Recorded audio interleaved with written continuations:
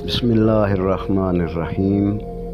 السلام علیکم معزز سامعین، امید ہے آپ سب خیریت سے ہوں گے۔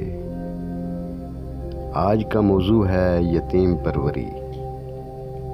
قرآن مجید میں ارشاد باری تعالیٰ ہے فَأَمَّا الْيَتِيمَ فَلَا تَقْهَرْ، یتیم کو مت جھڑکو۔ رسول خدا صلی اللہ علیہ وآلہ وسلم کا ارشاد ہے، جو شخص یتیم کی کفالت کرے اور اس کے نان و نفقہ کا خیال کرے تو وہ شخص جنت میں میرے ساتھ ہوگا۔ ماں باپ سے محروم بچہ بندگان خدا کی محبت کا حقدار ہوتا ہے۔ یتیم کے سر پر ہاتھ پھیرنا، اسے کھانا کھلانا، اسے لباس دینا اور اسے خوش کرنا، یہ سب ایسے اسباب ہیں جن سے مومنین یتیم کی پرورش کر سکتے ہیں۔ جنت میں ایک جگہ ایسی بھی ہے جس کا نام خوشحالی کا گھر ہے، اور اس خوشحالی کے گھر میں وہی داخل ہوگا جس نے مومنین کے یتیموں کو خوشی دی ہوگی۔ اور جہنم میں خداوند تعالیٰ نے ایک ایسی جگہ مقرر کی ہے جہاں اہل دوزخ کی دبر سے آگ نکل رہی ہوگی، اور یہ وہ لوگ ہوں گے جنہوں نے دنیا میں یتیموں کا مال غصب کر کے کھایا ہوگا۔ بیان کیا جاتا ہے کہ بصرہ کے اطراف میں ایک شخص فوت ہو گیا۔ وہ معصیت خداوندی کی شہرت رکھتا تھا، اور وہ اپنے گناہوں کی وجہ سے اتنا بدنام ہوا تھا کہ اس کے جنازے کو کوئی بھی کندھا دینے کو تیار نہ ہوا۔ اس کی بیوی نے مجبوراً 4 مزدور مقرر کیے تاکہ اس کا جنازہ لے کر جنازہ گاہ لے جائیں، لیکن کسی نے وہاں اس کی نماز جنازہ تک نہ پڑھی۔ اس کے جسم کو دفن کرنے کے لیے وہ شہر سے باہر لے گئے۔ اس علاقے میں ایک عابد و زاہد شخص رہتا تھا، اور علاقے کے تمام لوگ اس کی نیک نیتی کے قائل تھے۔ لوگوں نے دیکھا کہ زاہد اس کے جنازے کا منتظر ہے۔ میت کو جیسی زمین پر رکھا گیا، وہ زاہد آیا اور کہا کہ جنازہ کے لیے تیار ہو جاؤ۔ وہاں تو کوئی زیادہ لوگ موجود نہیں تھے، لہٰذا اس زاہد نے اس کی تنہا نماز جنازہ ادا کی۔ زاہد کو دیکھ کر لوگ فوج در فوج آ کر اس کی نماز جنازہ پڑھنے لگے۔ زاہد سے پوچھا گیا کہ یہ شخص مشہور بدکار تھا، پورے شہر میں کسی نے اس کی نماز جنازہ ادا نہیں کی، آپ کو اس کی کیا ضرورت تھی؟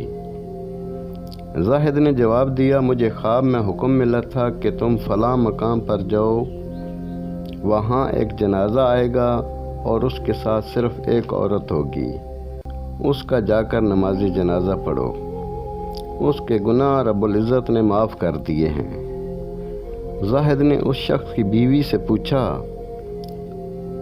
اس نے کون سا ایسا عمل کیا جو اس کی بخشش کا سبب بنا؟ عورت نے کہا، میرے شوہر کا زیادہ وقت برائی اور شراب نوشی میں صرف ہوتا تھا۔ زاہد نے پوچھا، تو کیا وہ کبھی نیک کام بھی کرتا تھا؟ عورت نے کہا، رات کو جب وہ ہوش و حواس میں آتا روتا تھا، اور رو رو کر کہتا تھا، بار الہا تو مجھے دوزخ کے کون سے حصے میں ڈالے گا؟ جیسی صبح ہوتی وہ اٹھ کر غسل کرتا، صاف لباس پہن کر نماز فجر ادا کرتا، اور اس کا گھر 2 یا 3 یتیموں سے خالی نہ ہوتا تھا۔ وہ اپنے بچوں سے بھی زیادہ یتیموں پر شفقت کرتا تھا۔ بیان کیا جاتا ہے کہ رستم بن زال جو کہ مشہور پہلوان تھا، اس کی بادشاہ اسفندیار سے جنگ ہوئی تھی۔ رستم اگرچہ بہادر تھا، لیکن اس کے باوجود وہ اسفندیار کو مغلوب نہ کر سکا۔ کئی دفعہ انہوں نے ایک دوسرے پر حملے کیے، اور ہر مرتبہ رستم کو یہ شکست ہوئی۔ اسفندیار انتہائی قوی ہیکل شخص تھا، اور رستم کے حملے اس پر کارگر نہیں ہوئے تھے۔ رستم نے اپنے والد زال سے اسفندیار کے متعلق مشورہ کیا۔ زال نے کہا کہ تم ایسا تیر بناؤ جس کے 2 سرے ہوں اور اس سے اسفنجار کی آنکھوں کا نشانہ لو تاکہ وہ نابینا ہو جائے، تو پھر تمہیں اس پر کامیابی ہوگی۔ رستم نے ایک درخت سے لکڑی کاٹی اور اس سے ایسا تیر تیار کیا جس کے 2 سرے تھے۔ چنانچہ جیسے ہی رستم اسفنجار کے مقابلے میں گیا تو اس نے اس تیر سے اس کی آنکھوں کا نشانہ لیا، جس کی وجہ سے اسفنجار نابینا ہو گیا اور رستم کو فتح ہوئی۔ مورخین نے اس کے پس منظر میں یہ واقعہ نقل کیا کہ ایک دفعہ اسفنجار کو ایک یتیم بچے پر غصہ آیا۔ اس نے اسی درخت سے ایک لکڑی کاٹی اور اس لکڑی سے بچے کے سر پر اتنے وار کیے کہ وہ بچہ نابینا ہو گیا۔ اللہ تعالیٰ نے اس کا انتقام اس طریقے سے لیا کہ رستم نے اسی درخت کی لکڑی سے تیر بنایا اور اسی تیر کے ساتھ اسفنجار کو اندھا کر دیا، تو جیسا کوئی کرے گا تو اس کا انجام بھی اسے ویسے ہی بھرنا ہوگا۔ ایک دفعہ ایک یتیم بچہ پیغمبر خدا صلی اللہ علیہ وآلہ وسلم کی خدمت میں حاضر ہوا اور اس نے عرض کیا، یا رسول اللہ صلی اللہ علیہ وآلہ وسلم، میرا باپ دنیا سے رخصت ہو چکا، میری چھوٹی بہنیں اور بے آسرا ماں بھی ہے۔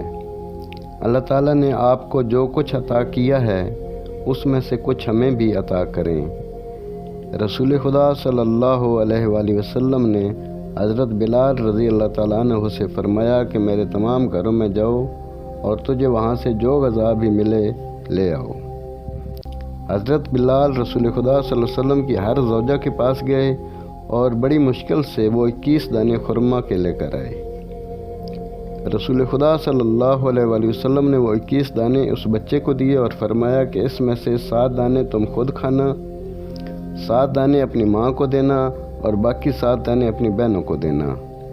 اسی اثناء میں رسول خدا صلی اللہ علیہ وآلہ وسلم کا ایک صحابی حضرت معاذ رضی اللہ تعالیٰ عنہ وہاں پر آیا اور اس نے بڑی شفقت سے اس بچے کے سر پر ہاتھ پھیرا اور کہا کہ اللہ تعالیٰ تجھے یتیمی سے نجات دے گا اور تجھے تیرے باپ کا جانشین مقرر کرے گا۔ رسول خدا صلی اللہ علیہ وآلہ وسلم نے حضرت معاذ رضی اللہ تعالیٰ عنہ سے فرمایا، میں نے دیکھا ہے کہ تو نے اس یتیم بچے پر شفقت کی ہے۔ یاد رکھو، جو بھی شخص شفقت سے یتیم بچے کے سر پر ہاتھ پھیرتا ہے تو اس کے ہاتھ کے نیچے جتنے بھی بال آئیں گے اللہ تعالیٰ اس کے اتنے ہی گناہ معاف کر دیتا ہے اور اسے نیک جزا دیتا ہے، اور اللہ یتیم پرور انسان کے مقام کو بلند کرتا ہے۔ 8 ہجری میں جنگ موتا ہوئی تھی اور اس جنگ میں امیر المومنین علیہ السلام کے بھائی حضرت جعفر طیار شہید ہوئے تھے۔ حضرت جعفر کے فرزند جناب عبداللہ بیان کرتے ہیں، پیغمبر اکرم صلی اللہ علیہ وآلہ وسلم ہمارے گھر تشریف لے آئے اور میری والدہ حضرت اسماء بنت امیس کو میرے والد کی شہادت کی خبر دی۔ جناب عبداللہ بیان کرتے ہیں، مجھے وہ موقع اچھی طرح سے یاد ہے جب رسول خدا صلی اللہ علیہ وآلہ وسلم نے کس طرح سے میرے اور بھائی کے سر پر شفقت کا ہاتھ پھیرا تھا۔ آپ صلی اللہ علیہ وآلہ وسلم کی آنکھوں سے آنسو جاری تھے اور آپ صلی اللہ علیہ وآلہ وسلم اتنا روئے کہ آپ کی ریش اطہر آنسوؤں سے تر ہو گئی اور مسلسل فرما رہے تھے اور دعا کر رہے تھے، خدایا جعفر کو بہترین ثواب عطا فرما اور اس کے گھر والوں کی حفاظت فرما۔ اس کے بعد آپ صلی اللہ علیہ وآلہ وسلم نے شفقت سے میرا ہاتھ پکڑا اور مجھے اپنے ساتھ مسجد لے گئے۔ آپ صلی اللہ علیہ وسلم ممبر پر تشریف فرما ہوئے اور مجھے ایک سیڑھی نیچے بٹھایا اور آپ کے چہرہ اطہر سے غم و اندوہ ٹپک رہا تھا۔ پھر آپ صلی اللہ علیہ وسلم نے مجھے اپنے ساتھ اپنے گھر لے گئے۔ اس کے بعد گھر میں آپ نے حکم دیا کہ ہمارے لیے کھانا تیار کیا جائے اور آپ صلی اللہ علیہ وآلہ وسلم میرے چھوٹے بھائی کو بھی وہاں طلب فرمایا۔ آپ صلی اللہ علیہ وآلہ وسلم نے مجھے اور میرے بھائی کو پاکیزہ غذا کھلائی۔ اس کے بعد آپ صلی اللہ علیہ وآلہ وسلم نے اپنی کنیز سلمہ کو حکم دیا کہ کچھ جو کا آٹا تیار کرو اس کے ساتھ روغن زیتون اور مرچوں کا سالن بنایا گیا۔